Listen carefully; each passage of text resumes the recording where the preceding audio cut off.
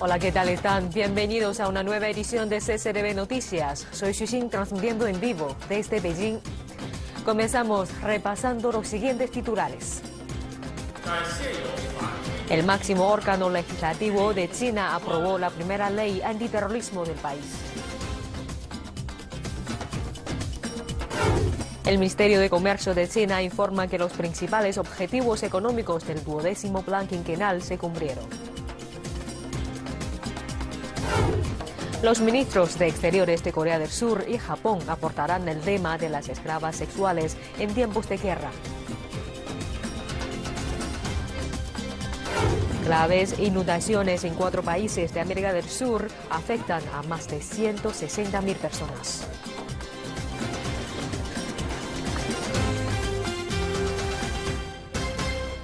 Abrimos esta edición con el máximo órgano legislativo de China, que aprobó el domingo la primera ley antiterrorismo en el más reciente intento de aportar la cuestión del terrorismo doméstico y ayudar a salvaguardar la seguridad mundial.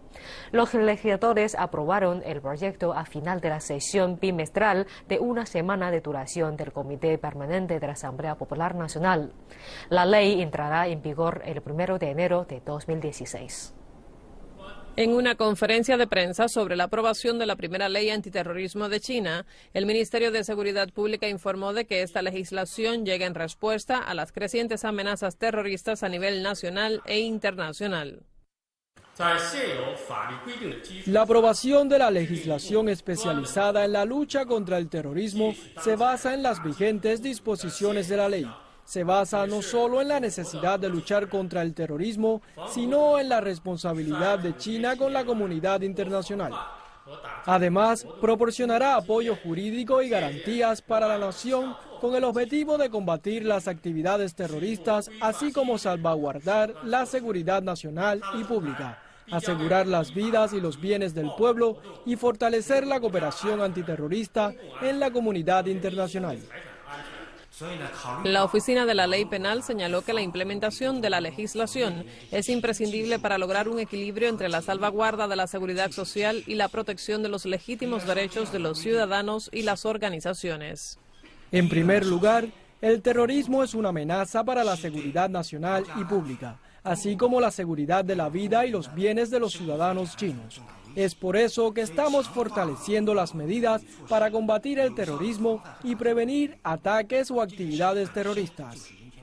Esto en sí mismo es una parte importante de la protección de los derechos humanos. En segundo lugar, las agencias de implementación de la ley deben tomar las medidas necesarias para llevar a cabo las operaciones en la lucha contra el terrorismo. Sin embargo, tenemos que regular estas operaciones policiales y evitar las infracciones de los derechos legales de los individuos y organizaciones. Li también dejó en claro que ciertos requisitos que obligan a las empresas tecnológicas a compartir información durante las investigaciones relacionadas con el terrorismo no causarán perjuicios a los intereses comerciales ni vulnerarán los derechos humanos. Tales reglamentos no afectarán la operación normal del negocio de las empresas y no utilizaremos la ley para abrir compuertas traseras para violar los derechos de propiedad intelectual de las empresas o de socavar la libertad de expresión en Internet, ni las creencias religiosas de las personas. Mientras tanto, el Ministerio de Relaciones Exteriores de China asevera que el terrorismo constituye una importante amenaza a la seguridad mundial y la legislación antiterrorista tiene en cuenta las condiciones específicas de China. China se enfrenta al grave desafío de ataques terroristas que amenazan las vidas y las propiedades del pueblo chino. Y la razón por la que contamos con esta ley antiterrorista es mejorar el sistema legal y ejercer plenamente el imperio de la ley. Es una medida justa y razonable para combatir el terrorismo. La recientemente aprobada ley establece los principios básicos para el trabajo en la lucha contra el terrorismo y refuerza las medidas para la prevención, el manejo, las sanciones, así como la cooperación internacional. Las autoridades destacan la misma es esencial para hacer frente al terrorismo en el país y ayudar a mantener la seguridad mundial. CCTV, en español. Esta nueva ley antiterrorismo ha sido incluida en la Estrategia de Seguridad Nacional de China. Entrará en vigor el próximo mes de enero. Veamos ahora los principales aspectos que aporta la legislación. El término terrorismo es definido como cualquier propuesta o actividad que signifique violencia, sabotaje o amenaza y tenga como finalidad lograr ciertos objetivos políticos e ideológicos. La ley antiterrorismo propone la creación de un órgano rector nacional para el trabajo antiterrorista que se encargará de identificar las actividades y el personal terroristas, así como de coordinar el trabajo antiterrorista a nivel nacional.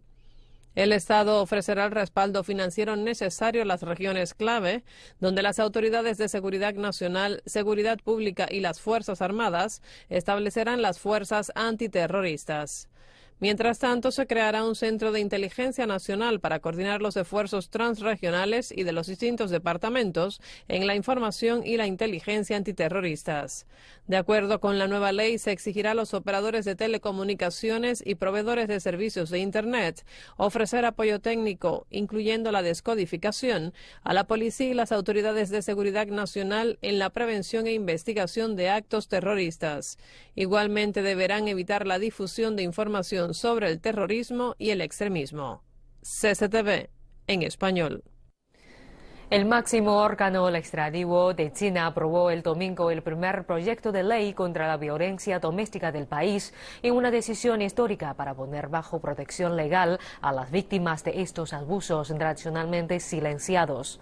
La aprobación se logró con una mayoría absoluta al cierre de la sesión bimestral de una semana de duración del Comité Permanente de la Asamblea Popular Nacional, el máximo cuerpo legislativo de China. El país prohíbe cualquier forma de violencia doméstica, apunta la nueva ley, que define formalmente la violencia doméstica y simplifica el proceso para obtener las órdenes de alejamiento. La ley califica de violencia doméstica el abuso físico y psicológico infligido entre los miembros de la familia e incluyen golpes, heridas, restricciones o limitación forzada de la libertad física, así como improperios y amenazas verbales, entre otros. De acuerdo con el nuevo proyecto de ley, las víctimas y las personas bajo peligro de sufrir violencia doméstica pueden solicitar una orden de protección personal y el tribunal tiene que dar una respuesta en un plazo de 72 horas.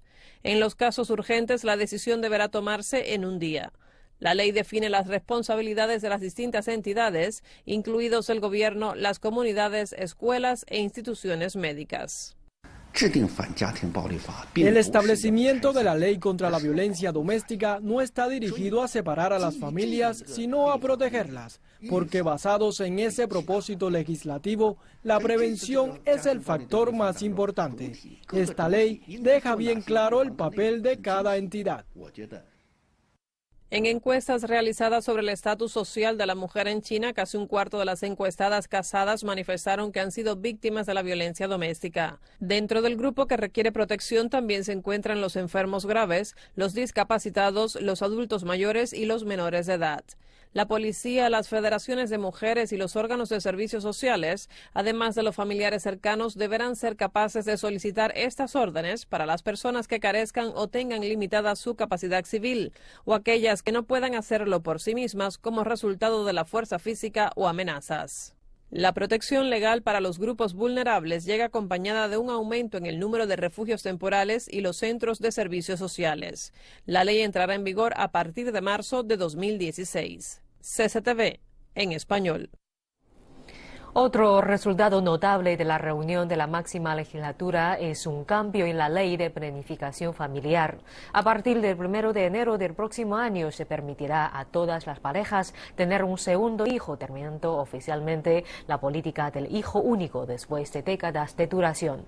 Esta relajación de las políticas muestra los esfuerzos para contrarrestar la reducción de la pobreza y de trabajo y la población cada vez más envejecida. Veamos. Legisladores chinos dieron este domingo luz verde a la enmienda que permitirá a todas las parejas tener un segundo hijo a partir del 1 de enero de 2016. La implementación de la nueva política optimizará la estructura de la población, reforzará la fuerza de trabajo y frenará la tendencia de envejecimiento de la población. La política también promoverá un crecimiento equilibrado de la población e impulsará el desarrollo económico. La política de una pareja o un niño se estima que ha impedido el nacimiento de unos 400 millones de niños, lo que reduce la presión sobre los recursos y el medio ambiente. Mientras tanto, una serie de problemas sociales surgió, principalmente la disminución de la fuerza de trabajo y el envejecimiento de la población. Más de un 15% de la población es mayor de 60 años y la población en edad de trabajar ha comenzado a disminuir. China tiene 140 millones de mujeres en edad de procrear que ya han criado a un niño. Después de que se aprobó la nueva ley, cerca de 90 millones de ellos se espera que tengan un segundo hijo. Se espera que la nueva política implemente alguna nueva medida para animar a las personas a tener un segundo hijo. No importa uno o dos niños en la familia. Incluso algunos lugares permiten tener 3 hijos. Pueden extender su licencia de maternidad y otros beneficios sociales relacionados. Bajo la ley saliente, las parejas que se casaron tarde y retrasan el tener hijos podían optar por un matrimonio y licencias de maternidad más largas, mientras que las parejas que decidieron tener un solo hijo recibieron beneficios. Estos artículos se han suprimido en el proyecto. Sin embargo, la nueva ley no afectará a los beneficios recibidos por la generación de más edad que se hayan acatado a la Ley de Planificación Familiar. CCTV, en español. Cambiamos de asunto. El Ministerio de Comercio de China informó que los principales objetivos económicos del 12º Plan Quinquenal se cumplieron pese a la recesión mundial. El ministro de Comercio chino Cao Huchong anunció en la conferencia de trabajo el domingo que el consumo contribuyó al 60% del crecimiento económico de China en 2015. Agregó que el comercio detallista en línea rondará los 618.000 millones de dólares este año, dato que lo situará primero a nivel global. La venta al por menor de bienes de consumo en 2015 se estimó en los 4,6 billones de dólares.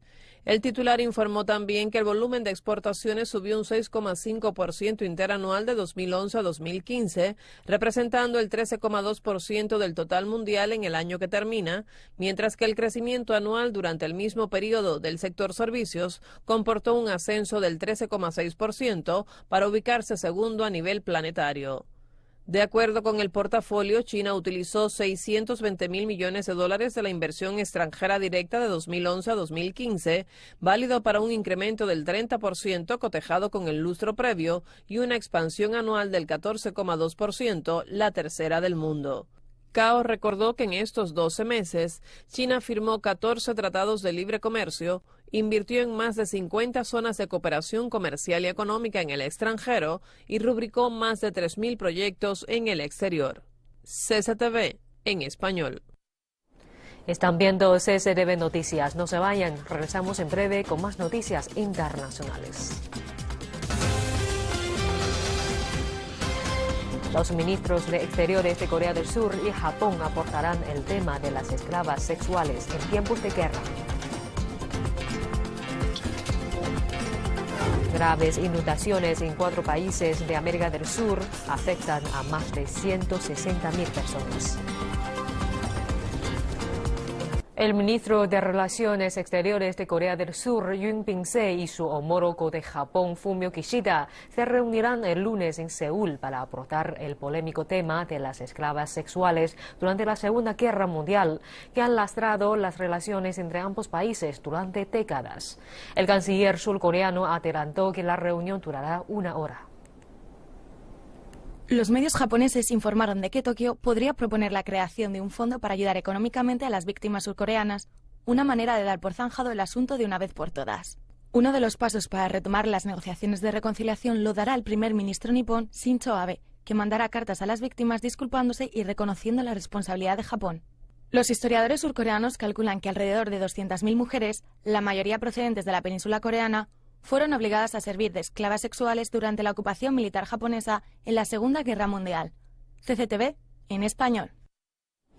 Y otras noticias, graves inundaciones en 4 países de América del Sur han afectado a más de 160.000 personas. Las fuertes lluvias en Paraguay, Argentina, Brasil y Uruguay llevó a los funcionarios a evacuar a decenas de miles de residentes y mató al menos a 6 personas. Los aguaceros provocados por el fenómeno de El Niño golpean fuertemente a Paraguay, donde un total de 130.000 personas han sido reubicados en refugios, y el presidente Horacio Cartes han declarado el estado de emergencia. Brasil anunció una ayuda de emergencia de 1,8 millones de dólares estadounidenses para las comunidades afectadas por las inundaciones en el sur del país, donde unas 8.000 personas se encuentran desaparecidas. En Argentina, casi 20.000 personas se han quedado sin hogar y al menos una persona ha muerto en un incidente relacionado con las inundaciones. El primer vuelo directo entre China y Cuba ya es una realidad. Desde este domingo une las capitales de Beijing y La Habana, haciendo escala técnica en la ciudad canadiense de Montreal para abastecerse de combustible. Veamos. El vuelo